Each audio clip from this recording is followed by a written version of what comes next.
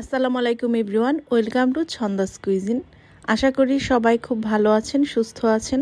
আজকে খুবই মজাদার একটি রেসিপি থাকছে। আজকের রেসিপিতে থাকছে ছোট বড় সবার পছন্দের খাবার চিকেন ডোনাট। আশা করছি আজকের রেসিপিটি আপনাদের কাছে ভালো লাগবে। খুবই সহজ রেসিপিতে শেয়ার করার চেষ্টা করেছি। আর রেসিপিটি ভালো লাগলে লাইক দিয়ে উৎসাহিত করবেন আর চ্যানেলটি সাবস্ক্রাইব করে পাশে থাকার অনুরোধ থাকলো। পাশে থাকা অল বাটনটি প্রেস করে রাখবেন, এতে করে আমি যখন নতুন রেসিপি আপলোড দিব আপনাদের কাছে নোটিফিকেশন চলে যাবে। যারা পেজ থেকে দেখছেন পেজটিতে ফলো দিয়ে পাশে থাকবেন। চলুন দেখে নেওয়া যাক কিভাবে মজাদার চিকেন ডোনাট তৈরি করছি। চলে যাচ্ছি মূল রান্নায়। চিকেন ডোনাট তৈরি করার জন্য প্রথমেই মুরগির বুকের মাংস নিতে হবে। মুরগির বুকের মাংস কিউব করে কেটে নিতে হবে। মুরগির মাংসটা পানি দিয়ে ধোয়ার পর পানি ঝরিয়ে নিতে হবে। প্রথমেই একটি মিক্সারে দিয়ে দিচ্ছি প্রায় 1.5 কাপ পরিমাণ মুরগির বুকের মাংস। তারপর এখানে দিয়ে দিচ্ছি প্রায় 1/4 কাপ পরিমাণ পেঁয়াজ কুচি।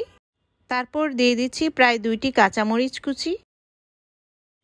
এখন দিয়ে দিচ্ছি উঁচু করে 1 চা চামচ পরিমাণ রসুন বাটা। দিচ্ছি প্রায় 2 চা চামচের মতো আদা বাটা। দিচ্ছি 1/2 চা চামচের মতো ধনিয়া গুঁড়া। দিচ্ছি 1 চা চামচের মতো ভাজা জিরা গুঁড়া। দিয়ে দিচ্ছি 1 চা চামচ পরিমাণ গরম মশলা গুঁড়া। দিচ্ছি উঁচু করে 1 চা চামচ পরিমাণ চিলি ফ্লেক্স। আপনারা এখানে চিলি ফ্লেক্স ব্যবহার করার চেষ্টা করবেন, এতে করে স্বাদ বাড়বে। দিচ্ছি প্রায় 1 টেবিল চামচ পরিমাণ লবণ। দিচ্ছি 1 চা চামচ পরিমাণ চিনি। দিচ্ছি কালো গোলমরিচ গুঁড়ো। এখানে আমি প্রায় 8 থেকে 10টি কালো গোলমরিচ সাথে সাথে গুঁড়ো করে দিয়েছি, এতে টেস্ট এবং ফ্লেভার দুইটাই ভালো আসবে। এই পর্যায়ে 2 পিস পাউরুটি নিয়েছি। এখন পাউরুটিগুলো হাতের সাহায্যেই ছিঁড়ে আমি মিক্সারে দিয়ে দিচ্ছি। আপনাদের মিক্সারে যদি জায়গা না হয় তাহলে কিন্তু দুইবারও ব্লেন্ড করে নিতে পারেন। এ পর্যায়ে দিয়ে দিচ্ছি একটি ডিম। এ পর্যায়ে সবগুলো উপাদান ভালোভাবে ব্লেন্ড করে পেস্ট করে নিতে হবে। আপনারা কিন্তু ইচ্ছে করলে চিকেনটা পেস্ট করে তারপর সবগুলো উপাদান আলাদা আলাদা করে মিক্স করে নিতে পারেন। এ পর্যায়ে পেস্ট করা কমপ্লিট হয়ে গেছে। দেখতেই পাচ্ছেন কোনো প্রকার লাম্পস নেই, ভালোভাবে পেস্ট করা হয়ে গেছে। আর এটা পেস্ট করতে কিন্তু কোনো প্রকার পানি ব্যবহার করা যাবে না। এখন একটি মিক্সিং বোলে চিকেন পেস্ট ঢেলে নিচ্ছি। চিকেন পেস্ট দিয়ে এ পর্যায়ে আমি চিকেন পেস্টের সাথে যোগ করছি সিদ্ধ আলু। আলুটা আগে থেকেই সিদ্ধ করে সেটা খোসা ছাড়িয়ে আমি স্ম্যাশ করে নিয়েছি। এটা পুরোপুরি একদম স্ম্যাশ করিনি, কিছুটা আধা ভাঙা রয়ে গেছে।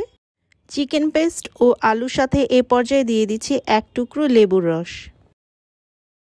এখন যোগ করছি প্রায় 2 টেবিল চামচ পরিমাণ কর্নফ্লাওয়ার এবং 3 টেবিল চামচ পরিমাণ ময়দা। এখন সবগুলো ইনগ্রেডিয়েন্টস আমি হাতের সাহায্যে মেখে নিচ্ছি। সবগুলো ইনগ্রেডিয়েন্টস ভালো করে মিক্স করে নিতে হবে। অন্যদিকে আমি নিয়ে নিচ্ছি একটি ডিম। ডিমটি একটি কাঁটা চামচের সাহায্যে ফেটিয়ে নিতে হবে। ডিমের জন্য দিচ্ছি 1 চিমটি পরিমাণ লবণ। তারপর ডিমের সাথে লবণ ভালোভাবে মিক্স করে নিতে হবে। এখন এখানে রয়েছে একটি ডিম ফ্যাটানো এবং একটি বাটিতে রয়েছে কিছু ব্রেড ক্রাম্বস আর নিয়েছি একটি বাটিতে সামান্য পরিমাণ তেল। ভালোভাবে হাত ধুয়ে পরিষ্কার করে এ পর্যায়ে হাতে কিছুটা তেল মেখে নিয়েছি। আর চিকেন ডোনাটটা আমি হাতের সাহায্যেই বানাবো, কারণ গ্লাভস পরে আসলে এটা বানানো সম্ভব না। চিকেন পেস্ট থেকে আমি কিছুটা চিকেন নিয়েছি, কতটুকু সাইজ বড় করব চিকেন ডোনাটটা সে অনুপাতে।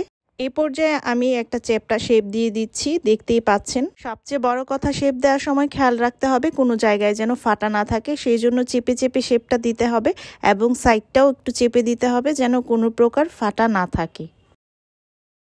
আপনাদের কাছে যদি চিকেন পেস্টটা কিছুটা নরম মনে হয় তাহলে আরও কিছুটা ময়দা যোগ করে নিতে হবে।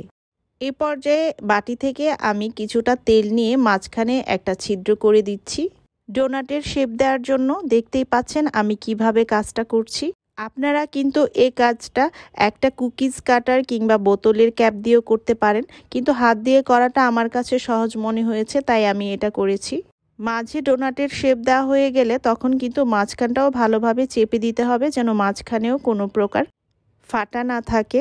এটা খুবই ইজি একটা কাজ, আপনারা দেখতেই পাচ্ছেন আমি কিভাবে করেছি। ভালোভাবে শেপ দেওয়া হয়ে গেলে এ পর্যায়ে চিকেন ডোনাটটা ডিমে ডুবিয়ে নিচ্ছি। দুপাশেই আমি ডিমটা লাগিয়ে নিচ্ছি ভালোভাবে।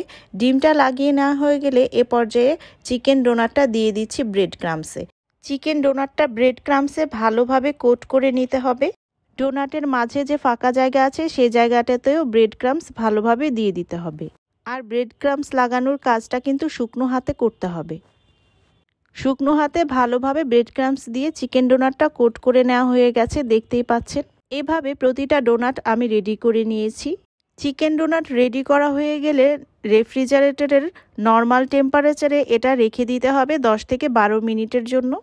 তারপর 10 থেকে 12 মিনিট পর বের করে এই চিকেন ডোনাটটা ভেজে নিতে হবে তেলে।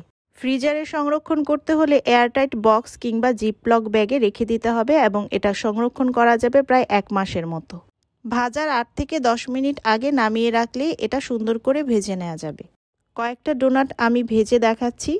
চিকেন ডোনাট ভাজার জন্য আমি প্যানে দিয়ে দিয়েছি পর্যাপ্ত পরিমাণে তেল। তেল গরম হয়ে গেলে এ পর্যায়ে দিয়ে দিচ্ছি চিকেন ডোনাটগুলো। প্যানে যে কয়টা জায়গা নেই সেই কয়টাই দেওয়ার চেষ্টা করবেন, খুব বেশি গাদাগাদি করে দেওয়ার দরকার নেই। চিকেন ডোনাটগুলো দেওয়া হয়ে গেলে চিকেন ডোনাটগুলো আমি মিডিয়াম টু লো আঁচেই ভেজে নিচ্ছি। আর চিকেন ডোনাটগুলো খুব বেশিক্ষণ ধরে ভাজা যাবে না, তাহলে এর যে সুন্দর একটা টেক্সচার সেটা নষ্ট হয়ে যাবে। কারণ এতে যেহেতু ব্লেন্ড করা মুরগির বুকের মাংস রয়েছে, এটা কিন্তু খুব দ্রুতই সিদ্ধ হয়ে যায়। এক পাশ হয়ে গেলে অন্য পাশ আমি উল্টিয়ে দিচ্ছি। এভাবে চিকেন ডোনাটগুলো সুন্দর কালার আসা পর্যন্ত ভেজে নিতে হবে। চুলার আঁচ বাড়িয়ে দিয়ে কিন্তু এটা পুড়ে ফেলা যাবে না। চিকেন ডোনাটগুলো ভাজা হয়ে গেলে এক এক করে তুলে নিচ্ছি। দেখতেই পাচ্ছেন কালারটা কীরকম এসেছে।